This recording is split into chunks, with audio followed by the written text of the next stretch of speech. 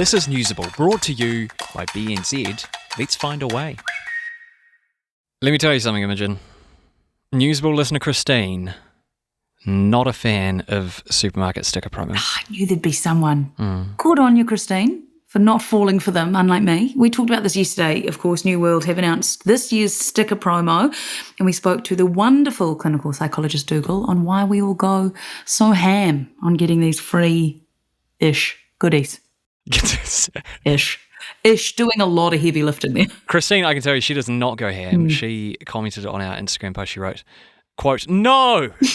Why would any intelligent person do this when you could just buy the thing for a much cheaper price than the amount you'd have to spend to get that many stickers?" See, Christine, I feel like you're missing the point. It's the journey, not the destination. She's not wrong, though, is she? She's not wrong. Christine, you are correct. Yeah. But I still do it.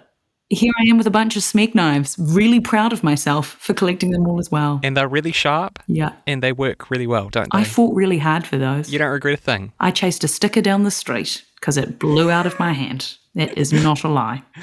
Kia ora, this is Newsable. I'm Emil. And I'm Imogen, and this is what's worth talking about. Sinkholes keep on sinking in Auckland. So what are they, and are we all at risk of suddenly getting swallowed up by the earth? We talked about multitasking and falling downstairs last week, and this week we're talking about why you shouldn't be multitasking in the car. The winner of the Supreme Pie Award at this year's Pie Awards has been announced. So how do you pick the best one? We find out from Al Brown. And finally, I have been looking for a new place to live recently. I have to leave my flat. But Imo, thrillingly, thinks she has found me the deal to end all deals. I cannot wait to find out what delightful digs she has come up with. We've got all that coming up in a moment here on Newsable. First, though, let's check in with Jess for the latest headlines and what's making news today. Kia ora, Emil. It's been another big night of football with two favourites booking a ticket to the quarterfinals overnight. England survived a red card to one of their star players to beat Nigeria in a penalty shootout. And Australia have continued their resurgent form, beating Denmark 2-0. The last games of the round of 16 take place tonight. Back home, and two teenagers are facing charges for assaulting men who they lured off a dating site in Christchurch. But police believe there are more perpetrators and victims. They say there have been several incidents where men were contacted on a dating site and assaulted when they arrived at their agreed location. Overseas, and Ukraine says it's foiled an assassination plot against President Volodymyr Zelensky. Ukraine said it caught a woman red-handed as she was trying to pass intelligence to Russia and was able to foil a targeted airstrike on Zelensky's location. And in ironic news of the day, Zoom has ordered its employees back into the office. The conference call company, made famous during the pandemic, said it believes a hybrid model is best, with employees showing up in person at least twice a week. Those are your headlines for Tuesday Ratu. Ka kite popo. Auckland is being plagued by holes, and I am not talking about ordinary potholes, but sinkholes. In the past day, one opened up in Otahuhu, and earlier there was a much bigger one up on College Hill in Freeman's Bay, and there's a third at Malins Bay in Howick as well. How are you coping, and what is going on? To help us out, we're joined by John Tukey, a Professor of Construction at AUT. Kia ora, John. First question. What is a sinkhole and how do they happen? Okay, a sinkhole just comes about as a result of either natural water flows through underground water courses like streams and so on. Alternatively, it's as a result of man-made channels. So, for example, stormwater reticulation, or alternatively water. Basically, what happens is that water comes out from the channel and starts to liquefy and erode a void out of the surrounding substrate. And eventually it gets so big that it collapses under its own weight. And ironically, it's when the water level drops that the weight asserts itself, and all of a sudden it implodes. So they can it is possible that a sinkhole can just happen with no warning, no nothing. It can just whoop. There can be minimal amounts of, what was that type of warning? But it is fairly minimal. Right. And it just occurs. Why are they happening in Auckland? Is something happening in Auckland? I think you need to be careful of one swallow making a summer, so to speak. But, okay, there's been a couple in over a couple of weeks. Is it going to be Sinkhole-ageddon? I doubt it. These things develop slowly over time. There's been, obviously a lot of wear and tear associated with buried assets as a result of the recent 100-year weather events that seem to turn up every couple of months in and around Auckland. But they happen on a continuous basis. They are happening around the country all the time. So I should cancel my order for the hovercraft. Well, possibly so. I don't think it's probably going to be required. John, I might regret asking this question, but how deep can sinkholes get? You will regret it because they can be extremely deep. I'm sure if you do a Google search, you'll see all sorts of horror stories of multi-story depths that suddenly open up, but they are vanishingly rare and occur as a result of very particular circumstances. You've got to bear in mind that a lot of in limestone country, as an example, in places in Europe and elsewhere, all the caves that are limestone caves that our prehistoric ancestors hung out in, they were created by the same processes and natural processes associated with sinkhole formation. So you end up with your cave, which the cavemen enjoyed, and then eventually, over a period of time, they get so eroded that they can collapse. And so a lot of very steep-sided valleys in limestone regions of the UK and elsewhere, they're actually collapsed caves, and they are, to all intents and purposes, very, very, very large sinkholes. So it was actually a relatively comforting interview, all things considered, John. So I thank you for that, and I'm going to head off now and see if I can get a refund from that helicopter company. All the best to you. Till next time. No problem. We're going to be talking bizarre properties a bit later on, and we would like to know your horror flatting stories. We're talking terrible properties you've lived in or terrible properties you've seen advertised. Get in touch with us on TikTok or Instagram. Just search up NewsableNZ, or you can flick us an email, newsable@stuff.co.nz. The other day, we talked about a new study that found women in their 20s are more likely than men in their 20s to fall down the stairs because there is a high chance that they are multitasking. And Emma and I asked you to get in touch with some multitasking examples, but someone also got in touch and mentioned multitasking while driving. Now, they weren't saying that they multitask while driving and that it's their multitasking time. Instead, they suggested it's still a very big problem. And it's not just being on your phone while driving. There's other ways we might also be putting ourselves at risk while in the car without even realising it. So here to talk to us more, or rather to tell us what to stop doing, is Craig Cockerton from Fleet Coach, an online driving training provider. Kia ora, Craig. How are you going? Hey, I'm very good. Thanks very much for that. Hey, you asked the question, what is multitasking? And actually, multitasking's a myth. Ooh. So when we think we're multitasking, what we're actually doing is just task switching really quickly. So the issue is that when we switch those tasks quickly, we're not actually giving our full attention to any particular task at any one time.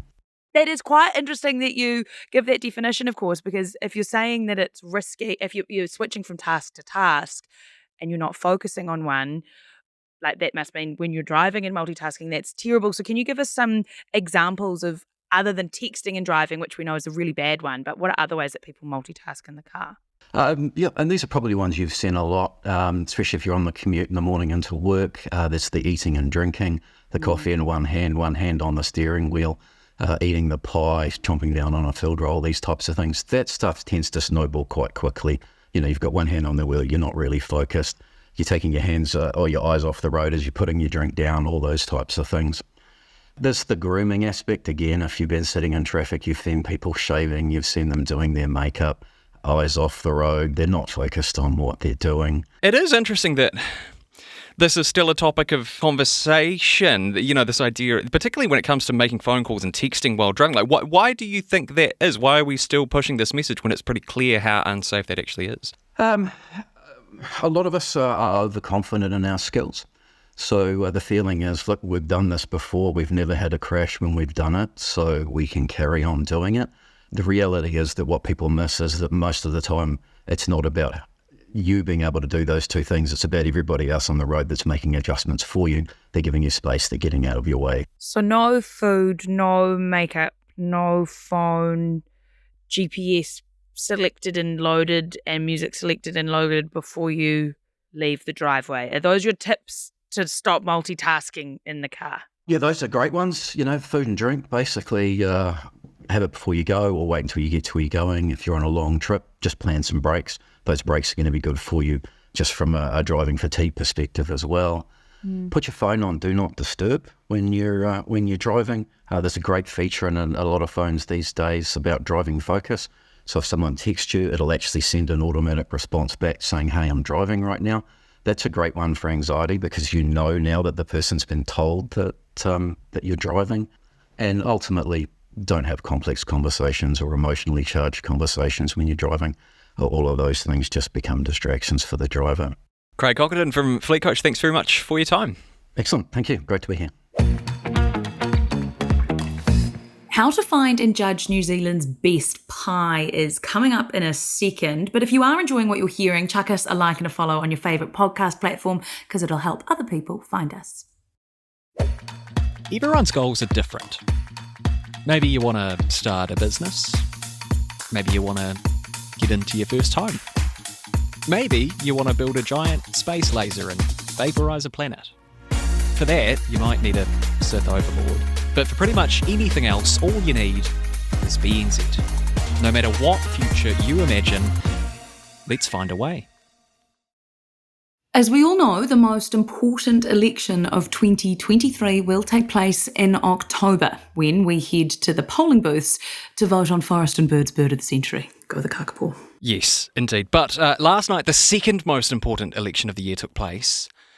The election of New Zealand's finest pie at the National Pie Awards. The Supreme Pie Award was taken out by Patrick Lamb of Pat's Pies, his 8th Supreme Award win for his roast duck, onion and mushroom pie.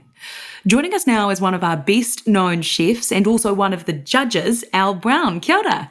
Kia ora, Imogen. Emil, thanks for having me on. A duck pie. What? Yeah, what?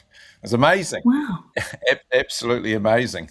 It takes quite a pie to sort of say, look at me out of 4,000 plus pies that are entered into the competition. So I think probably that's the angle that a lot of people have to take now. I mean, the mince and cheese and the bacon and egg, they'll always be there. And if they're really, really good, they can win the Supreme Pie, I gather. But this one was pretty exceptional. Duck strikes me as a bold choice for a protein in a pie, one that could easily go wrong, Al. Yeah, I reckon. And I think, Pat, what he did, I'm pretty sure it was duck breast, which has a habit to dry out when you cook it. But I think if you brine it, and I think he brined it was well balanced. If he's done it 8 times, I think he knows what he's doing. Well, sure, 8 times, unparalleled levels of pie domination. Are you going to ban him from next year's competition?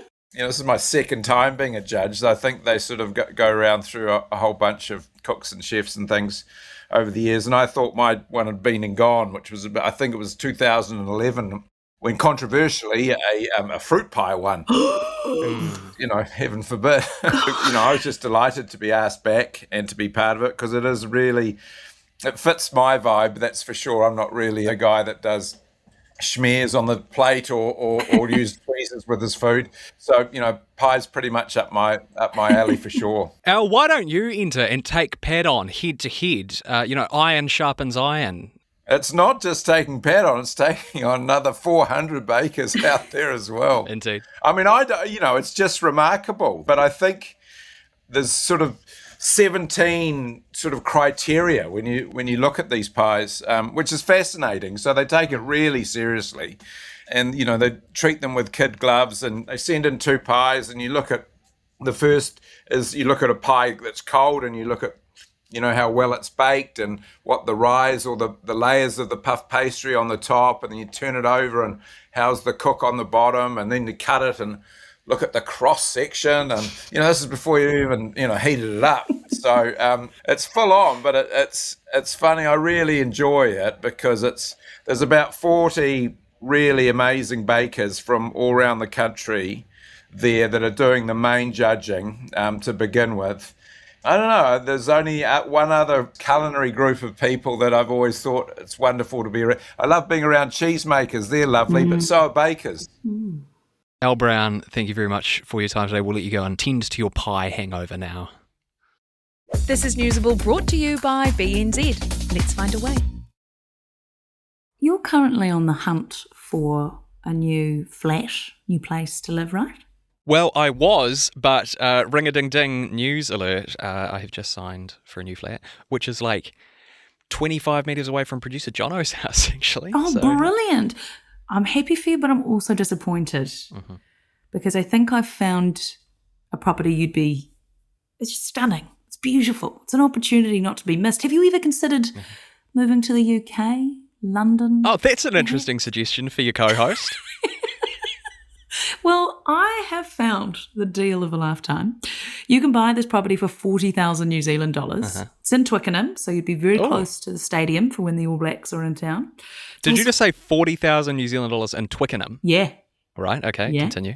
Yeah. It's got a cafe just outside of it. Lovely. As well, so the easiest coffee run for the morning. There's just one catch. Ah, okay, here it comes. It's a stairwell. It's a stairwell. There's a disused 4-storey stairwell up for auction in the UK.